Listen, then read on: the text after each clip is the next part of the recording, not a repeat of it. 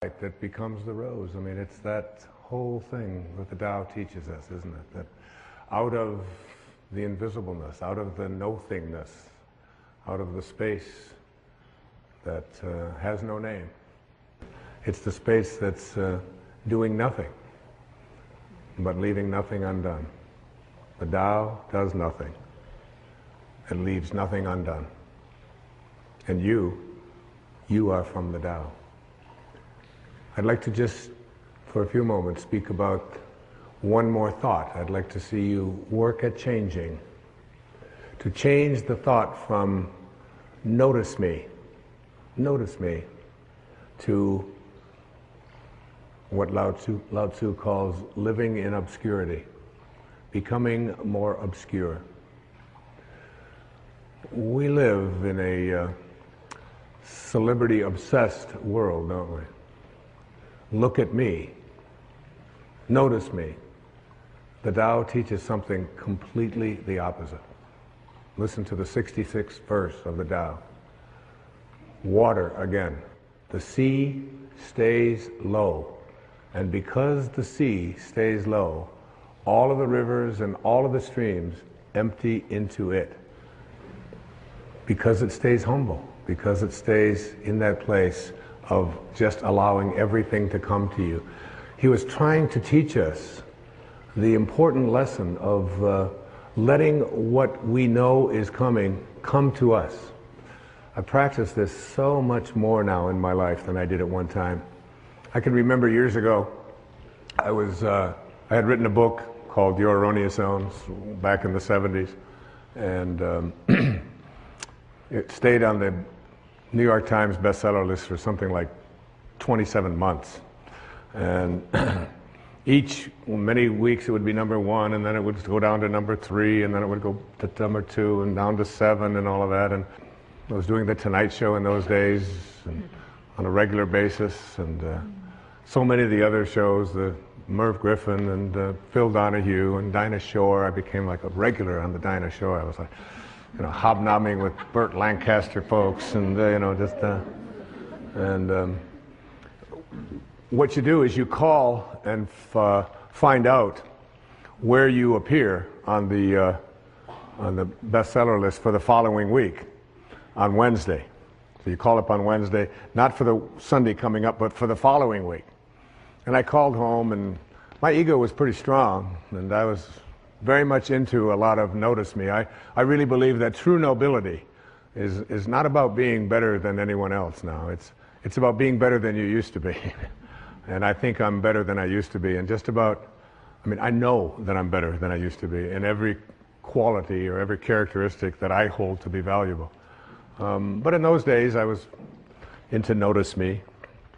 And I called home, and I had trained my wife to call the New York Times. She had this special number that she could call, and with a certain code, and she could find out where I was going to appear on the bestseller list the following week.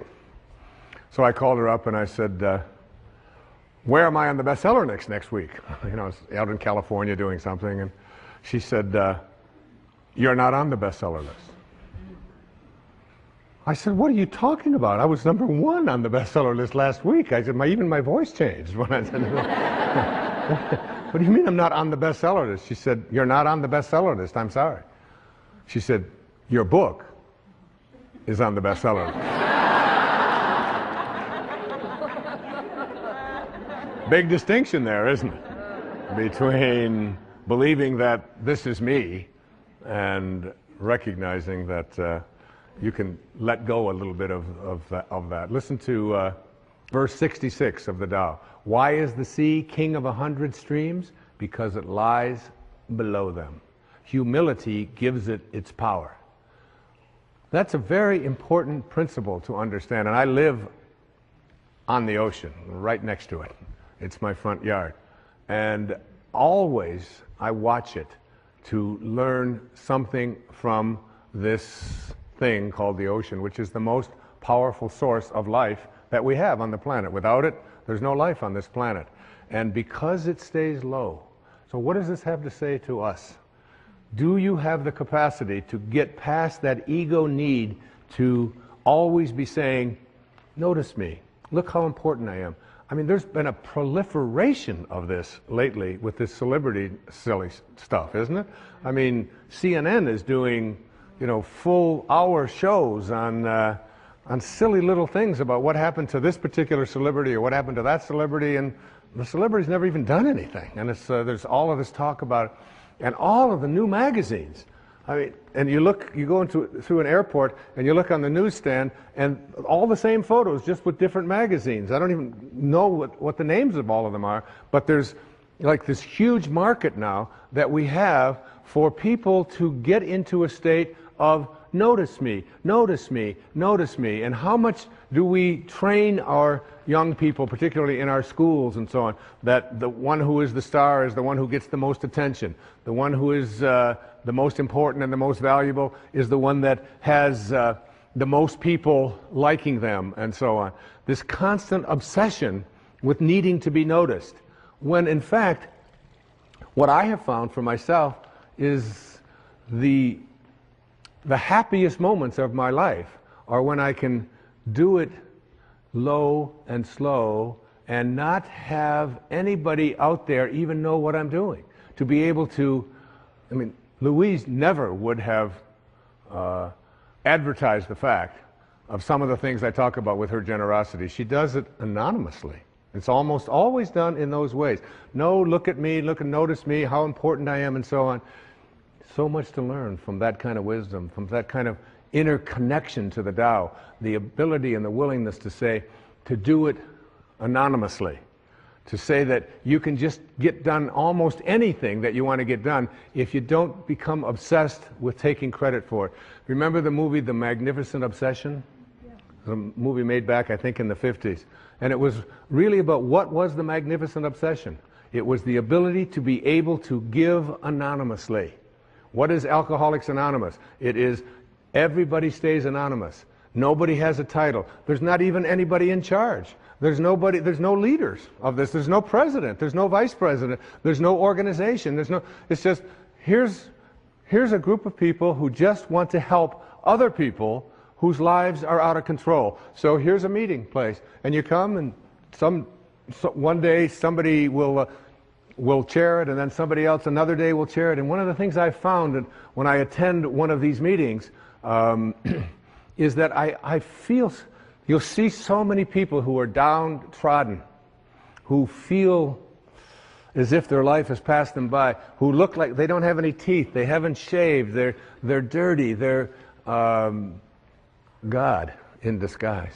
Mother Teresa was asked the question about what she does when she was in Calcutta, and she said, every day, I see Jesus Christ in all of his distressing disguises. All of his distressing disguises. That you can see this source, you can see the Tao, you can see it when, particularly in those who are the most obscure, the most isolated from everyone else. And whenever I go to one of those meetings and I hear people get up and they tell their stories, I feel there's so much presence of the source, of God, of spirit, of Lao Tzu, of Tao, whatever you want to call it, in one of those meetings than I've ever felt in any church. I've never felt the presence of it more. And I encourage you, any of you watching this right now, go to one of those meetings. You don't have to be an alcoholic. You don't have to. And I'm not an alcoholic. I don't call myself an alcoholic. I was never out of control. I drank, but I wasn't out of control. And but I still go to those meetings. I have people in my own family that have struggled with addiction, and I go with them, and I sit there and I listen to those stories, and I get shivers down my back when I think about how beautiful it is to be in the presence of people. All they want to do is help each other. There's a movie called My Name is Bill W. James Woods played, and James Garner is in it. And his life just got totally out of control with addictions, totally out of control. And then he went to he went to one of these meetings, and he began to realize, and he said, we can actually take these people, and all we have to do is love them. All we have to do is and he's so excited about the concept of being able to go out there and offer it. And I keep referring to Louise because she's such a hero to me.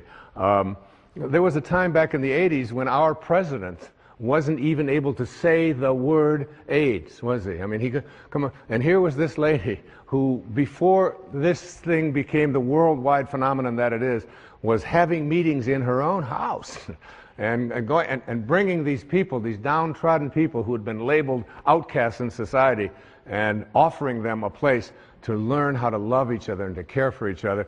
This was long before there was any celebrity status associated with trying to end this horrible crisis that our country has and our world has had.